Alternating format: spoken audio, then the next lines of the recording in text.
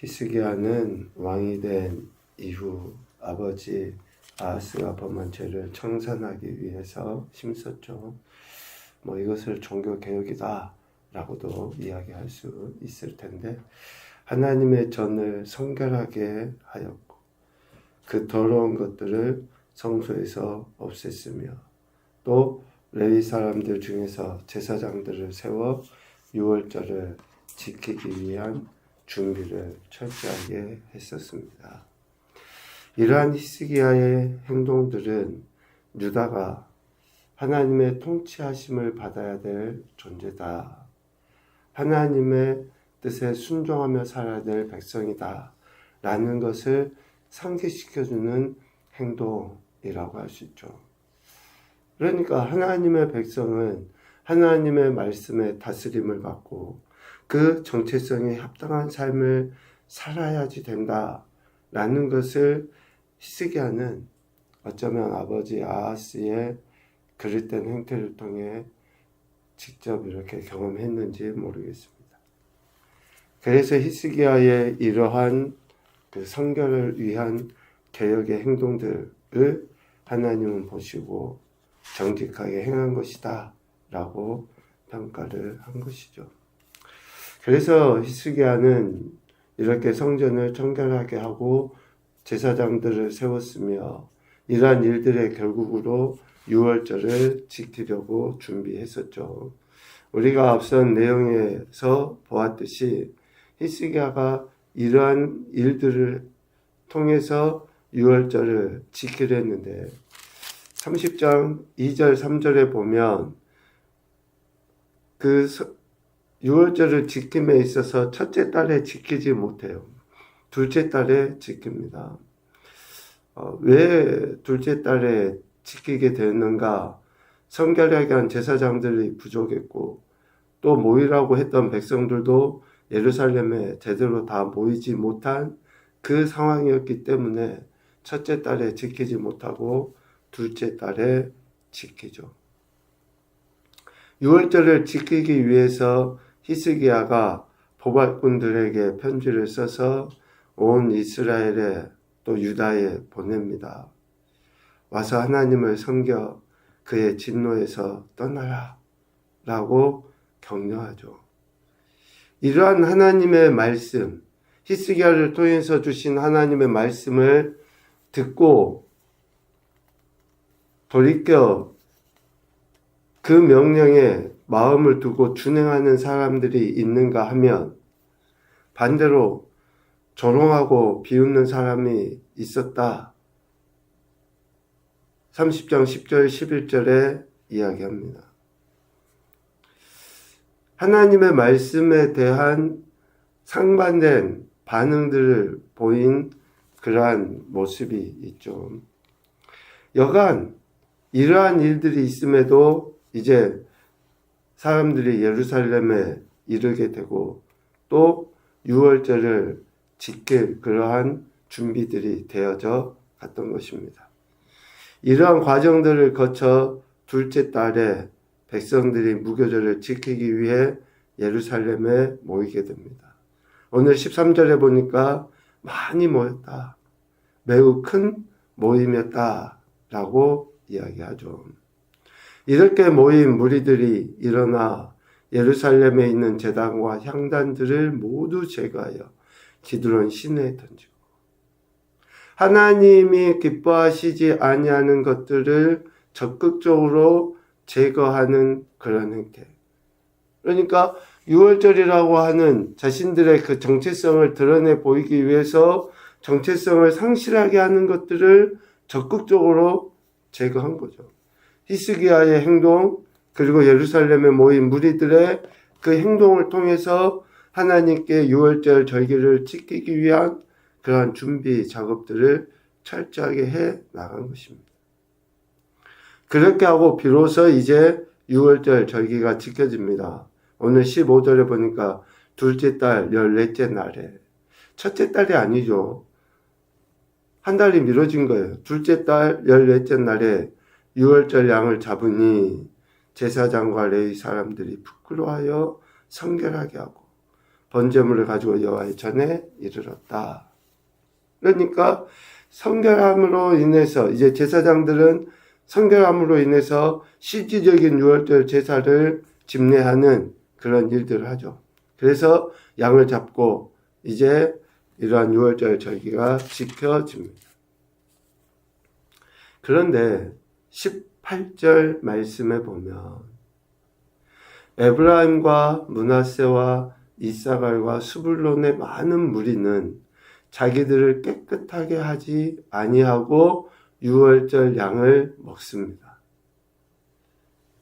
어떤 사람들은 이렇게 성결하게 하고 또 유월절 예식에 참여하지만 또 어떤 이들은 그렇지 못하고, 그러니까 성결하지 못한 상태에서 유월절 예식에 참여하면 성결하게 하는 것이 우선이에요. 그런데 그렇게 하지도 아니하고 이제 양을 먹어버리거든요. 그래서 하나님이 모세를 통해서 명령하신 그 규례를 범하게 됩니다.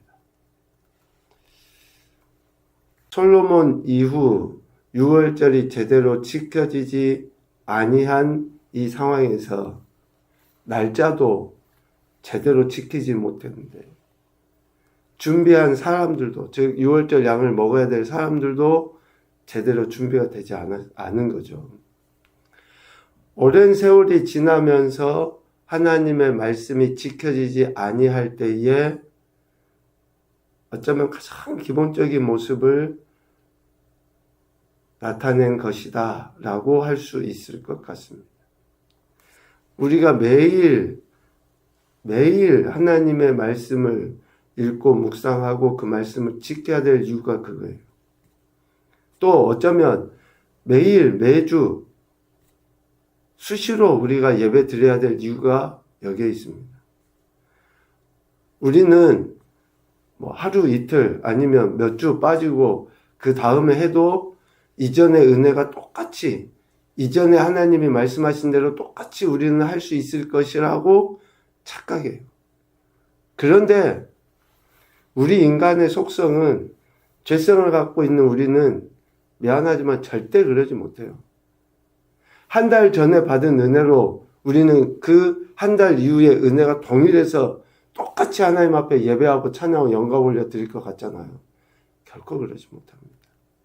오랫동안 유월절 절기를 지키지 못했던 이제 에브라임, 므낫세, 이사갈, 스불론, 즉 북이스라엘 지역에 살고 있었던 저들은 자기들이 깨끗한지조차도 모르는 거예요. 더러운지 깨끗한지조차도 모르고 유월절을 지키자라고 하는 데에 모여서 깨끗하지 않은 상태에서 그냥 유월절 양을 먹은 거죠. 그랬을 때에 히스기야의 태도가 오늘 우리에게 많은 교훈을 주죠. 히스기야가 그들을 위하여 기도하여 이르되 선하신 여호와여 사하옵소서. 결심하고 하나님 곧 그의 조상들의 하나님 여호와를 구하는 사람은, 그러니까 자신들이 비록 성결하지는 못하지만 또 어리석어서 그것을 깨닫지 못하지만 유월절을 지키자라고 공포하고 모이자라고 했을 때에 예루살렘에까지 와서 유월절을 지키려고 결심한 저들이 비록 성결하지는 못하지만 하나님을 구하고 하나님의 은혜로 유월절 절기에 참여하고자 하는 저들, 비록 깨끗하게 하지는 못했을지라도 하나님 용서해 주십시오 라고 지금 히스기야가 성결하지 못한 상태에서 유월절 양을 먹은 자들을 위해 기도한 거예요. 이게 지금 히스기야가 유월절을 지키려고 하는 어쩌면 처음의 마음이라고 할 수 있죠. 오랫동안 유월절 절기를 지키지 못한 것으로 인해서 남유다나 북이스라엘은 하나님의 뜻에 제대로 세워져 가지 못한 거예요. 여전히 불완전한 상황에서 유월절 절기를 지키기로 했고 또 준비했는데 미흡한 부분이 있는 거죠. 사람들도 준비되지 않은 상태에서. 처음에는 제사장도 부족했고 또 두 번째는 자신을 성결하게 하지 못한 사람들이 유월절 예식에 참여한 것도 있어요. 그런데 그러한 어리석은 부족함이 있다 할지라도 유월절에 참여한 것 자체, 결심하고 하나님 앞에 나온 그들을 용서해 주십시오 라고 히스기야가 중보하며 기도한 것입니다. 20절 하나님께서는 그 히스기야의 기도를 들으십니다. 성결하게 하지 아니하고 유월절 양을 먹는 자들은 반드시 죽임을 당하게 되지만 하나님께서는 그들을 고쳐주셔요. 히스기야의 중보기도에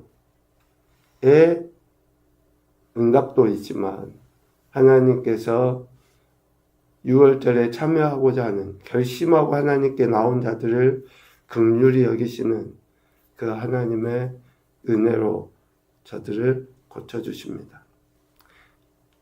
그리고 예루살렘에 모인 이스라엘 자손이 크게 즐거워하여 7일 동안 이제 절기를 지키고 레위 사람들과 제사장들 날마다 하나님을 칭송하며 큰소리 나는 악기를 울려서 하나님께 찬양하고 감사하게 되는 거예요. 아니 생각해 보십시오. 정결하게 하지 못한 자들이 와서 유월절 양을 먹었다고 오랫동안 행해지지 아니했던 그 유월절 절기를 다시 시작하려 하면서 그들을 내쫓아버리고 죽이고 우리는 하나님 말씀대로 해야 된다라고 강조했었을 때에 그 이후에 유월절 절기가 제대로 지켜졌겠으며 온 백성들이 즐거워하고 함께 감사 찬양을 올려 드릴 수 있었겠습니까? 어느 누구든지 부족하고 어느 누구든지 하나님 말씀대로 살지 못하는 것, 이것을 나의 허물은 잘 보지 못하고 남의 허물은 보기 쉬운 게 우리 인간이잖아요. 그러니까 그러한다 할지라도 또 저들이 하나님 앞에 결단하고 나온 것을 크게 인정하고 격려하는 것이 오히려 공동체를 세워가는 길이 아닌가. 그렇게 했었을 때에 23절 이하에 7일을 더 지켜요. 그런 불완전함이 있는 상태에서도 서로 용납하고 기도하고 그래서 하나님의 은혜로 함께 즐거워하고 하나님께 찬양하며 감사 영광 올려드렸을 때에 23절 이하에 7일을 더 온 백성들이 지킵니다. 그러니까 이전의 유월절, 지금 히스기야를 통해 처음으로 드려진 이 유월절이 억지로 또 형식적으로 가 아니라 비록 불완전하지만 기쁨으로 즐거움으로 거기에 모인 모든 무리들이 함께 그 절기를 지키니 진정한 기쁨 안에 그러한 경험을 통해 7일을 또 절기를 지킨 거예요. 즐거운 마음으로 절기를 지켰다라고 하는 단적인 증거를 24절 말씀을 통해서 생각을 해볼 수 있어요. 첫째, 유다왕 히스기야가 수송아지 1000마리와 양 7000마리를 회중에게 주었다. 우리 놀라지도 않잖아요. 수송아지 1000마리, 양 7000마리. 아무리 왕이라고 해도 여러분 숫자적으로 이게 보통 수가 아니잖아요.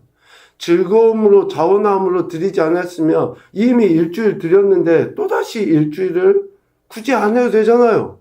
그런데 히스기야가 자신의 재산을 이렇게 드렸다. 회중을 위해서 유월절을 또다시 지키기 위해서 드렸다. 라고 하는 것은 그만큼 즐거움과 자원하여 기쁨으로 했다는 거 아니에요. 두 번째, 방백들은 수송아지 1000마리와 양 10,000마리를 회중에게 주었다. 24절 중반에 이야기하죠. 아니, 방백들이 왜 자신들의 이 수송아지 1000마리, 양 10,000마리를 회중에게 내줄 수 있어요? 유월절을 지키자고. 즐거움으로 자원하여 하지 아니하면 어떻게 이런 일이 일어날 수 있습니까? 또 제사장들은 자신들을 성결하게 해요. 앞서 유월절을 지키기 위해 자신들을 성결하게 했다. 자신들을 성결하게 했다라고 하는 것은 그만큼 그 자신을 철저하게 절제시키고 죄에 물들지 않게 하기 위한 그 몸부림 아닙니까? 이게 보통 쉬운 일입니까? 그런데 제사장들은 또다시 일주일을 지키기 위해서 자신들을 성결하게 해요. 자원함으로 즐거움으로 하지 아니하면 어떻게 이런 일들이 있을 수 있습니까? 25절에 유다 온 회중과 제사장들과 레위 사람들과 이스라엘에서 온 모든 회중과 이스라엘 땅에서 나온 나그네들과 유다에 사는 나그네들이 다 즐거워하여 그렇게 7일 동안의 절기를 또다시 지키게 된 것입니다. 결국 6월절 절기를 지키기 위해 모인 사람들, 그 모인 예루살렘에 큰 기쁨이 있었다라는 것이죠. 그 큰 기쁨은 다윗의 아들 솔로몬 때 이후 없던 기쁨입니다. 비록 불완전하게 시작해서 제대로 된 날짜에 지키지도 못했지만 그래도 기쁨으로 즐거움으로 하니 자원해서 하니 뭐가 완전히 준비되어져 갖고는 아니지만 그래도 하나님의 선하신 뜻, 그 말씀에 순종해서 이런 일들을 행해 나가니 그곳에 온전한 기쁨이 있었고 또 그 기쁨에 의해 제사장들과 레위 사람들이 축복할 때에 하나님께서 들으시고 모인 자들에게 그 공동체에 더 큰 은혜를 베풀어 주시는 것입니다. 좀 우리가 이런 마음들을 우리 개인의 신앙도, 우리 가정도, 우리 교회 공동체도 좀 이렇게 관계 안에서 이런 모습들을 또 각자의 위치에서 좀 바라보고 우리 각자에게 적용하는 그런 말씀이 되었으면 좋겠다 싶습니다. 첫째 교훈입니다. 하나님의 선하신 뜻에 순종함이 복이다. 6월절이라고 하는 하나님의 선하신 뜻에 순종하니까 복이잖아요. 둘째, 절기를 지킴에 있어서 하나님의 긍휼하심을 기억해야 된다. 우리가 완전해서 절기를 지키는 게 아니에요. 다 준비돼서 절기를 지키는 게 예배를 드리는 게 아닙니다. 그냥 하나님의 뜻, 말씀에 순종하는 것으로 인해서 그것이 복이고 그 일들을 행함에 있어서는 하나님의 긍휼하심이 있어야 돼요. 그래서 그것을 구하고 긍휼하심을 기대하는 거죠. 기쁨과 감사함으로 드려지는 예배, 그리고 그 기도에 하나님은 응답하신다. 기쁨과 감사함으로 드려진 예배, 헌신, 그리고 그 기도에 하나님이 반드시 응답하십니다. 오늘도 저와 여러분의 삶의 주관자이신, 주권자이신 하나님을 경외함으로 그 어떤 상황에서도 기쁨과 감사함으로 살아 하나님의 영광도 나타내시고 우리가 속한 모든 공동체가 오직 하나님의 크신 은혜로 충만하게 넘쳐나는 귀한 공동체 될 수 있기를 주님의 이름으로 축복합니다. 아멘.